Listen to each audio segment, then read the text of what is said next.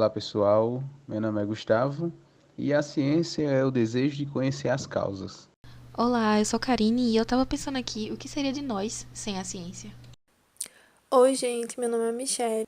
É interessante saber que a ciência é algo espetacular. Bem pessoal, aqui a gente tem essa imagem que diz o seguinte: a seleção ela se separa em artificial e natural. Na seleção natural a gente vai ter que as espécies elas vão ser selecionados, né, os indivíduos mais adaptados e determinados às condições ecológicas. Isso quer dizer que o seguinte, é como se a natureza criasse uma variabilidade genética, onde vai haver um melhoramento genético dessa espécie e a gente vai ter uma barreira geográfica. Se essa espécie ela conseguir se adaptar a determinadas condições ecológicas, beleza, ela vai continuar vivendo, vai continuar se reproduzindo e melhorando o seu material genético.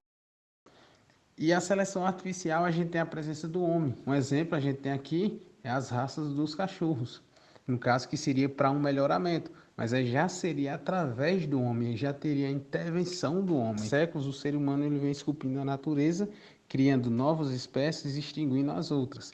Tudo em prol de trazer benefícios. Bem, pessoal, então a gente às vezes fica se perguntando o que são os transgênicos. Os transgênicos, eles vão ser alimentos ou animais geneticamente modificados. O método de transgenia, ele consiste na transferência de genes de um indivíduo para o outro, sendo estes de espécies diferentes. Isso faz com que um indivíduo adquira características do outro, sendo essas características positivas ou negativas. Então a gente sempre escuta falar em transgênicos, mas em animais transgênicos, o que são eles?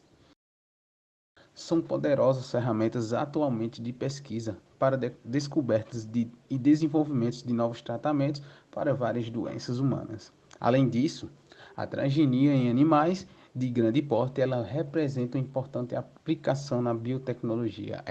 Isso é muito legal. A sentido de quê? De produzir em grande escala proteínas de interesse comercial.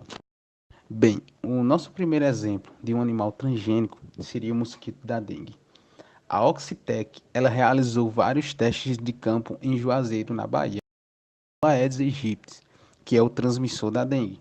Segundo essa companhia, a liberação desse mosquito transgênico em 2 bairros da cidade resultou na morte de 90% da população do Aedes aegypti nessa área. Outro exemplo de um animal transgênico seria o salmão.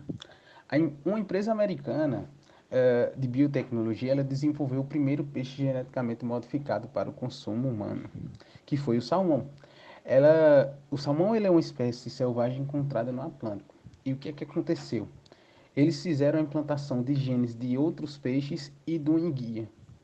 E esses genes fazem com que esse peixe ele cresça bem mais rápido ao longo de todo o ano, assim aumentando sua produção. Agora que a gente já sabe o que são animais transgênicos, a gente pode partir para a próxima pergunta, que é: como são formados? Quando falamos sobre inserir genes em outros vetores, nada mais é do que pegar os genes correspondentes àquele indivíduo, ou seja, a característica desejada, e colocar ele num organismo que você quer por tal característica.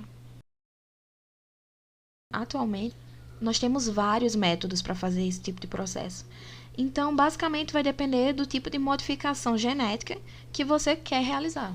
Nós podemos dividir esses métodos em adição gênica e modificação genética dirigida. A transgenia por adição consiste em colocar um ou mais cópias de um gene de outra espécie em determinado indivíduo. Citarei para vocês um exemplo de um embrião recém-fecundado, de ratos, que foi implantado no seu núcleo um gene clonado de uma bactéria. Após essa implantação, esse embrião foi colocado no útero de uma rata, que se desenvolveu normalmente, ocorrendo várias mitoses, levando assim as células a conterem o gene da bactéria. Isso acaba resultando que aquele novo indivíduo acaba de produzir uma nova proteína, que antes era ausente no seu organismo. No caso, os retrovírus também são responsáveis e utilizados para carregar justamente o DNA que queremos produzir para dentro das células desse novo indivíduo. Saindo agora da adição gênica e indo para a modificação genética dirigida, como o próprio nome já fala, ele tende a ser bem mais específico. não é mais uma inserção aleatória, já se tem um grande controle dos genes. Bem, ela consiste basicamente na inativação de genes e mutações pontuais de aminoácidos. Explicando para vocês de uma forma mais geral, a gente vai ter genes que vão ser retirados e que vão ser substituídos por genes mutados. Isso bem específico, naquele exato gene. Mas para isso ser possível, a gente conta com uma ferramenta de grande importância, que são as enzimas de restrição. Inicialmente, elas foram encontradas nas bactérias, e as bactérias utilizavam essas enzimas para se proteger contra os vírus. E hoje em dia, elas são conhecidas e também utilizadas como tesouras moleculares, pois têm a capacidade de fazer cortes extremamente específicos no DNA. E ela anda sempre junta da DNA ligase.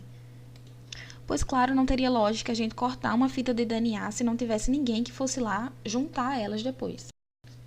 Então, a partir do momento que a enzima de restrição vai lá e corta aquela região da fita, essa região é retirada, podendo ser deletada e assim as suas fitas se unirem através da DNA ligase, ou nessa região que ficou aberta, pode ocorrer um processo de transferência horizontal, ou seja, trocar esse gene por outro de uma outra espécie.